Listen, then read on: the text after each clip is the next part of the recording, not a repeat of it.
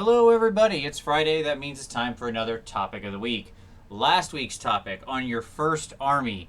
Wow! I knew that was going to be a good topic, but man, that was explosive. So many amazing responses. People made some of their first videos. Go back, do yourself a favor, take a walk down memory lane with all of these great content producers.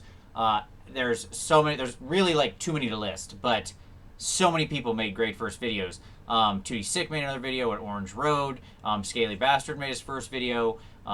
So many different people contributed to it. Victor made a great video showing figs from his awesome collection. Skaven and AZ got in on it, which is always great when we can get him responding to the topic. So amazing. And so many good comments, people discussing it, sharing the memories of their armies. Holy crap. It was absolutely fantastic. So thank you, everybody who commented. It was awesome reading about everybody's first army. Are they still playing it? What I was amazed by, to be completely honest, is how many people still have and are playing, some version of their first army. And that's super cool that they chose wisely enough, or they found that thing that really grabbed them. It's sort of a credit to the aesthetic power of some of these armies that through a lot of these people probably first got their army like what I did back in the 90s. There's plenty of stories of people who got their first army in, Warhammer or 40K or whatever. And they got it, 20-ish years ago, give or take now. And this much later, think of how many additions and rules changes and variances and power and effectiveness, they still love that army and they still play it. And I think that is a really strong testament to what the core value proposition is. It's not the rules of the miniature. Those fluctuate all over the place in time. But there's some kind of thematic core to an army. A mix of their aesthetic, the models maybe, or what they represent, or what they are in the world narratively. Somehow that comes together to form something that people just truly fall in love with and are willing to stick with for years. So took me until my second army. There they are. Hi, little guys. To get to that. But a lot of other people did find it on their first one. So that was super cool. So, as always, that video linked down below. This week, so one of the things that's come up in conversation a little, and this is going to be a very AOS focused topic of the week this week.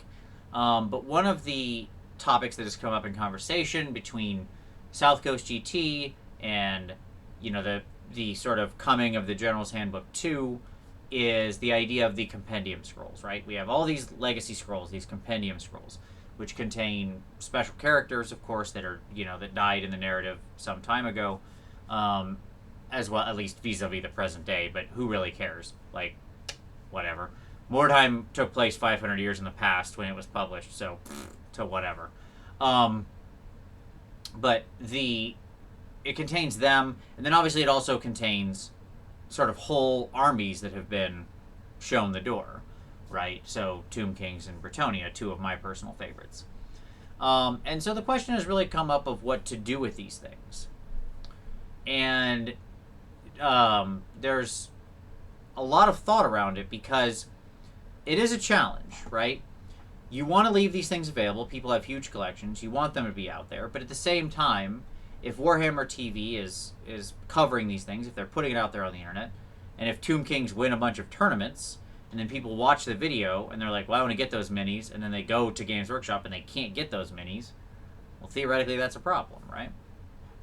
It presents a challenge, because at the same time, even if you don't care about Games Workshop's business plan or success in that, selling those minis, it can also just cause some bad feelings if you're just playing games with your friends and they don't have access to start that army because those figs aren't available and you do, or they don't know the rules because they don't see them as often, and blah, blah, blah, blah, blah. It's sort of a big mess. Now, I've done this a few times before. I actually have a lot of thoughts on this. I'm not going to give all of my thoughts here because I want to do a more formal response to my own topic.